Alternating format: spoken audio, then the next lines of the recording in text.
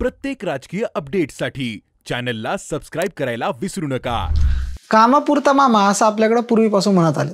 गरज सरो वैद्य मरो म्हणजे काय, काम झालं की तो व्यक्ती आपल्या काहीच कामाचा नाही असं सगळीकडे ठरलेलं आहे। राजकारणामध्ये तर हा प्रकार सर्रासपणे चालू असलेला आपल्याला पाहायला मिळतो। एखादा पक्ष उभारणीमध्ये त्या पक्षाला यशापर्यंत पोहोचविण्यासाठी ज्या लोकांनी मेहनत केलेली असते त्यानंतर काळानुरूप त्या लोकांना सुद्धा बाजूला सारलं जातं। राजकारणामध्ये आपण असे प्रकार अनेकदा अनुभवले आहेत, पण या सर्वांमध्ये काही जननायक असतात ज्यांना वारंवार जाणून बुजून डावललं जातं, पण त्यांच्या मागचा जनाधार काही कमी होत नाही। महाराष्ट्राच्या राजकारणातलं एक असंच नाव ज्या नावानं त्यांच्या वडिलांच्या नंतर आलेली जी परंपरा आहे ती कायम ठेवली आणि लोकांमध्ये आपली असलेली ओळख सुद्धा कायम ठेवली। लोकांची नायिका म्हणून, जननायक म्हणून प्रसिद्ध असलेल्या त्या व्यक्तीचं नाव म्हणजे पंकजा गोपीनाथ मुंडे। पण त्याच पंकजाताईंना वारंवार त्यांच्याच पक्षाकडून डावललं जातंय। पण भाजप पंकजाताईंना का डावलतंय, काय आहे यामागची कारणं पाहूयात या व्हिडिओमध्ये। नमस्कार मंडळी, मी आहे अनिकेत, तुम्ही पाहताय महाराष्ट्र भूमी।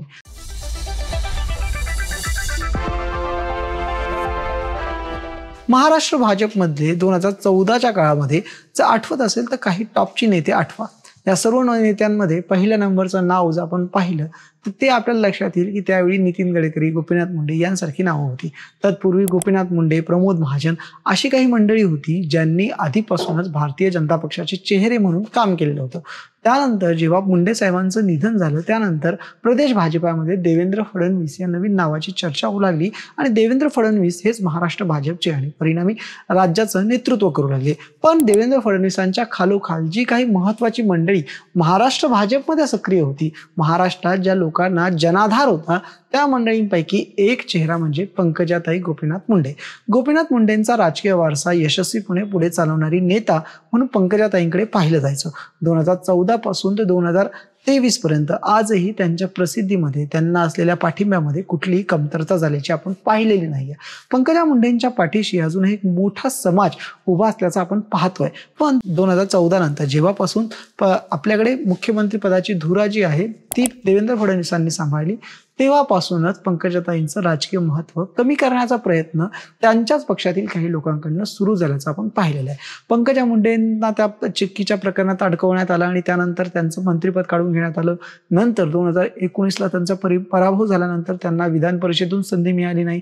राज्यसभेत त्यांच्या नावाची चर्चा होत असताना सुद्धा त्यांना तिथे राज्यसभेत चर्चा मिळाली नाही।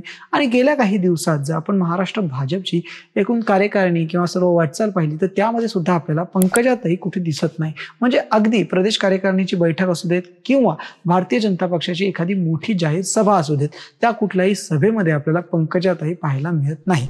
पंकजाताई या त्या महत्त्वाच्या नेत्यांपैकी एक होत्या ज्यांच्या मागे मोठा जनसमुदाय होता।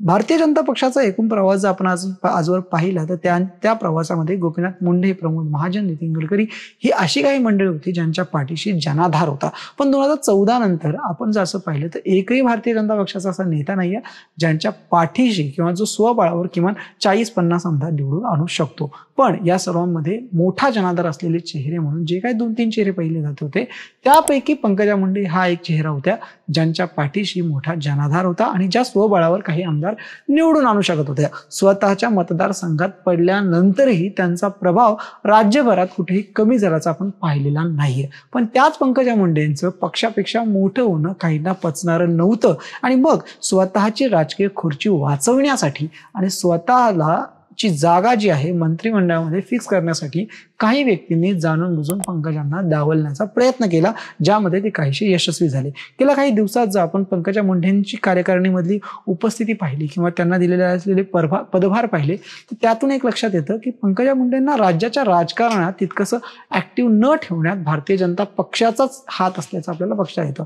पंकजा मुंडे हा भारतीय जनता पक्षाच्या राज्यातला चेहरा होऊ शकतात, ओबीसींचं नेतृत्व करू शकतात, ही माहिती असताना सुद्धा, याची जाण असताना सुद्धा जाणून बुजून त्यांना डावललं जातंय। त्यांना डावलण्यामागची कारण काय आहेत त्यातलं पहिलं कारण मी आधीच तुम्हाला सांगितलं, जे म्हणजे त्यांचं पक्षापेक्षा मोठं होण्याची भीती काहींच्या मनात आहे। म्हणजेच काय की पंकजा मुंडे या एकमेव भारतीय जनता पक्षाच्या अशा नेत्या आहेत ज्यांच्या पाठीशी आज मोठा जनाधार आहे। म्हणजे ज्याप्रमाणे उद्धव ठाकरे असतील, शरद पवार असतील, अजित पवार असतील किंवा राज ठाकरे असतील, हे असे काही नेते मंडळी आहेत की ज्यांच्या पाठीशी थोडासा का होईना आपापला एक जनाधार आहे, त्यांचं वोटिंग आहे।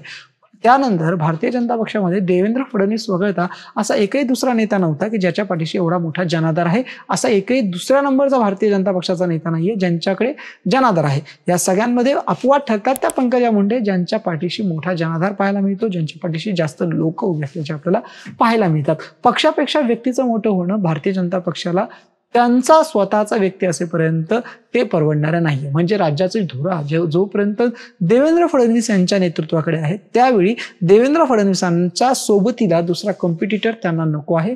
म्हणूनच ते पंकजाताईंना डावलण्याचा प्रयत्न वारंवार केला जातोय असं आपल्याकडे म्हटलं जातंय. दुसरं कारण पंकजाताईंना टाळण्याचं कारण नेमकं काय असू शकतं तर आपल्या लक्षात येईल की पंकजाताई या कुणाचंही न ऐकता केवळ आपल्या समर्थकांच्या हिशोबाने जे आहे, जनतेच्या मनात जे आहे त्या बिनधास्त बोलतात आणि त्यावेळी त्या पक्षश्रेष्ठींना तितकंसं महत्व देत नाही. त्यांच्यासाठी जनता हा सर्वात आधीचा महत्वाचा मुद्दा असतो आणि त्यानंतर पक्ष असा त्यांचा दुसरा महत्वाचा मुद्दा असतो. अशा वेळी सुद्धा जी व्यक्ती आपल्या पक्षाचं ऐकू शकत नाही किंवा जे वरिष्ठांची हो मध्ये हो मिसळणार नाही त्यांना टाळण्याचा प्रयत्न जो आहे तो सध्याच्या भारतीय जनता पक्षाकडनं होताना आपल्याला पाहायला मिळतो आणि म्हणूनच ते पंकजाताईंना डावलण्याचा प्रयत्न करतायत. पण मंडळी, पंकजाताईंना कितीही डावलण्याचा प्रयत्न केला तर शिवशक्ती परिक्रमा यात्रा असू देत किंवा आता होऊ घातलेला दसरा मेळावा असू देत, त्या या दोन्ही कार्यक्रमांमध्ये आपल्याला त्यांच्या मागे असलेला जनाधार लोकांचा पाठिंबा लक्षात येतो. तुम्हाला काय वाटतं? भारतीय जनता पक्ष हा जाणून बुजून पंकजाताईंना टाळतोय की आता पंकजाताईंनीच निर्णय घेण्याची वेळ आलेली आहे?